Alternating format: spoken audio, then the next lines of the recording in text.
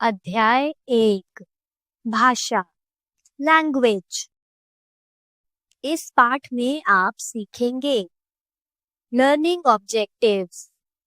भाषा किसे कहते हैं, लिपि किसे कहते हैं, भाषा के कितने प्रकार होते हैं, व्याकरण किसे कहते हैं, व्याकरण के कितने विभाग होते हैं।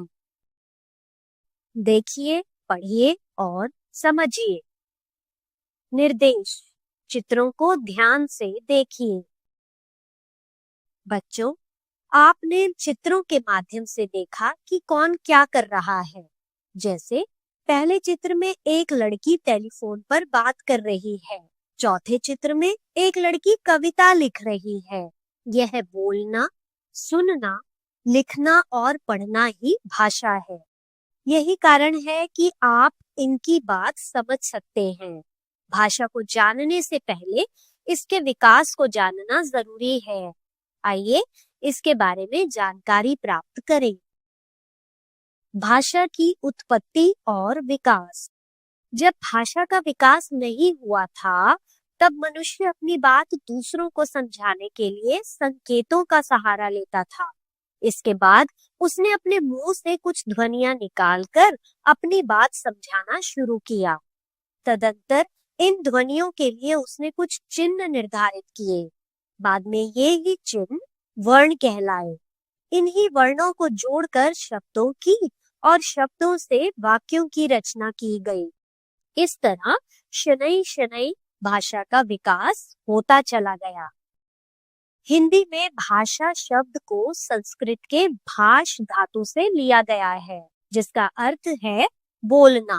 अतः कहा जा सकता है कि भाषा वह माध्यम है जिसकी सहायता से मनुष्य बोलकर, सुनकर, पढ़कर तथा लिखकर अपने विचारों का आदान प्रदान करता है। याद रखिए कि जिस साधन से हम अपनी बात दूसरों को समझा सकते हैं और उनकी बात समझ सकते हैं, उसे भाषा कहते हैं। भाषा के प्रकार। भाषा मुख्य रूप से 2 प्रकार की होती है, मौखिक भाषा, लिखित भाषा। मौखिक भाषा, जब हम अपनी बात बोलकर दूसरों को बताते हैं और उनकी बात सुनकर समझते हैं, तो उसे मौखिक भाषा कहते हैं। जैसे, कल तुम कहाँ थी? हम खेलने के लिए तुम्हारा इंतजार कर रहे थे। मैं कल अपने परिवार के साथ जादूगर का खेल देखने गई थी। दिए गए चित्र को देखिए। इसमें 2 लड़कियां आपस में बात कर रही हैं। वे बोलकर और सुनकर एक दूसरे की बातों को समझ रही हैं। अतः यह भाषा का मौखिक रूप है। लिखित भाषा, जब हम अपनी बात लिख कर दूसरों तक पहुंचाते हैं और वे पढ़कर उसे समझते हैं, तो उसे लिखित भाषा कहते हैं। ऊपर चित्र में अध्यापिका ब्लैक बोर्ड पर शब्द लिख रही हैं और विद्यार्थी उन्हें देखकर पढ़ रहे हैं। अतः यह भाषा का लिखित रूप है। भारत की भाषाएं। विश्व के अधिकांश देशों में अंग्रेजी भाषा बोली और पढ़ी जाती है, इसलिए अंग्रेजी को अंतर्राष्ट्रीय भाषा कहते हैं। हमारे देश भारत में सबसे अधिक हिंदी भाषा बोली जाती है। इसके अलावा भारत के विभिन्न राज्यों में और भी भाषाएं बोली जाती हैं। भारतीय संविधान में भारत के विभिन्न प्रदेशों की 22 भाषाओं को मान्यता दी गई है। वे हैं असमिया, उड़िया, उर्दू, कन्नड़, कश्मीरी, डोगरी, कोंकणी, गुजराती, तमिल, तेलुगु, नेपाली, पंजाबी, बांग्ला, बोडो, मणिपुरी, मराठी, मलयालम, मैथिली, संथाली, संस्कृत, सिंधी तथा हिंदी। यहाँ राज्यों और वहाँ बोली जाने वाली भाषाओं के नाम दिए गए हैं। आइए इनके बारे में जानें। पंजाब पंजाबी, जम्मू कश्मीर कश्मीरी या डोगरी, महाराष्ट्र मराठी, केरल मलयालम, आंध्र प्रदेश तेलुगु, बंगाल बांग्ला, राजस्थान राजस्थानी, हरियाणा, हरियाणवी, तमिलनाडु, तमिल, गुजरात, गुजराती, कर्नाटक, कन्नड़, ओडिशा, उड़िया। संसार में अनेक भाषाएं बोली जाती हैं, जैसे अंग्रेजी, हिंदी, स्पेनिश, चीनी, फ्रेंच, जर्मन, जापानी, रूसी आदि। लिपि, भाषा को लिखने के लिए कुछ चिन्ह निर्धारित किए गए हैं। ये चिन्ह ही लिपि कहलाते हैं। दूसरे शब्दों में कहें तो जिन चिन्हों से भाषा को लिखते हैं उन्हें लिपि कहते हैं। अलग अलग भाषा के लिए अलग अलग लिपि का प्रयोग होता है। आइए कुछ भाषाओं और उनकी लिपियों के बारे में जानें। हिंदी देवनागरी, उर्दू फारसी या नस्तलीक, पंजाबी गुरुमुखी, मराठी देवनागरी, संस्कृत देवनागरी, अंग्रेजी रोमन, गुजराती देवनागरी, बांग्ला बांग्ला। भाषा को लिखने के ढंग को लिपि कहते हैं। मातृभाषा, घर में बोली जाने वाली ऐसी भाषा जो हमें अपने परिवार से मिलती है, मातृभाषा कहलाती है। यह वह भाषा है जिसे हम अपने जन्म से बोलते सुनते हैं। बोली, प्रत्येक स्थान के अनुसार वहां बोली जाने वाली भाषाओं में भी अंतर पाया जाता है। इससे एक ही भाषा में भिन्नता उत्पन्न हो जाती है। इस बदलाव से ही बोलियों का जन्म होता है। किसी क्षेत्र विशेष में प्रयोग की जाने वाली भाषा को बोली कहा जाता है। बोली का केवल मौखिक रूप होता है।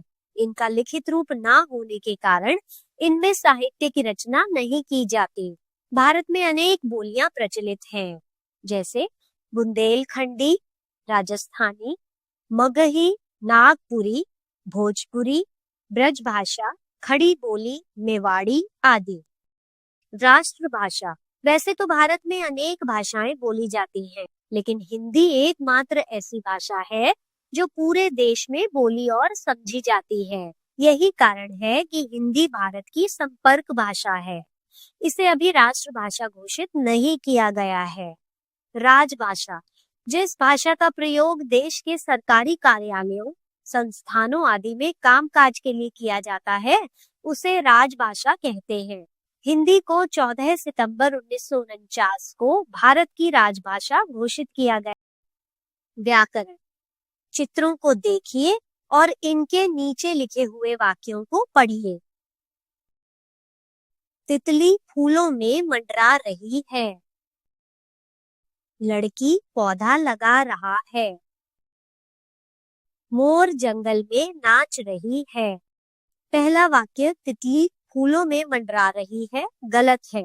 इसमें में शब्द का प्रयोग गलत है। इसके स्थान पर शब्द का प्रयोग होना चाहिए था। इसके आधार पर सही वाक्य होगा तितली फूलों पर मंडरा रही है। दूसरे वाक्य में लड़की के लिए पुल्लिंग क्रिया रहा है का प्रयोग हुआ है। यह वाक्य भी गलत है। इसकी जगह सही वाक्य होगा लड़की पौधा लगा रही है। तीसरे वाक्य में मोर पुल्लिंग शब्द है, लेकिन उसके लिए स्त्रीलिंग क्रिया का प्रयोग हुआ है। यह वाक्य भी गलत है। इसके स्थान पर सही वाक्य होगा मोर जंगल में नाच रहा है। दिए गए वाक्यों में अशुद्धियां थीं। हमें यह व्याकरण की सहायता से ही पता चलता है। व्याकरण से हम भाषा को शुद्ध बोलना, लिखना और पढ़ना सीखते हैं। याद रखिए कि शब्दों व वाक्यों को सही प्रकार से लिखने या बोलने के कुछ नियम होते हैं, जिससे हम इनके शुद्ध रूप को लिख या बोल सकते हैं। व्याकरण हमें इन्हीं नियमों के बारे में बताता है। संक्षेप में कहा जाए तो व्याकरण वह साधन है जिससे हम भाषा को शुद्ध बोलना, लिखना और पढ़ना सीखते हैं। व्याकरण के विभाग। व्याकरण के मुख्यतः 3 विभाग होते हैं: वर्ण विचार, शब्द विचार, वाक्य विचार। वर्ण विचार, इसमें वर्णों और उनके उच्चारण के बारे में विचार किया जाता है। शब्द विचार, इसमें शब्दों की उत्पत्ति, उनके प्रकारों आदि पर विचार किया जाता है।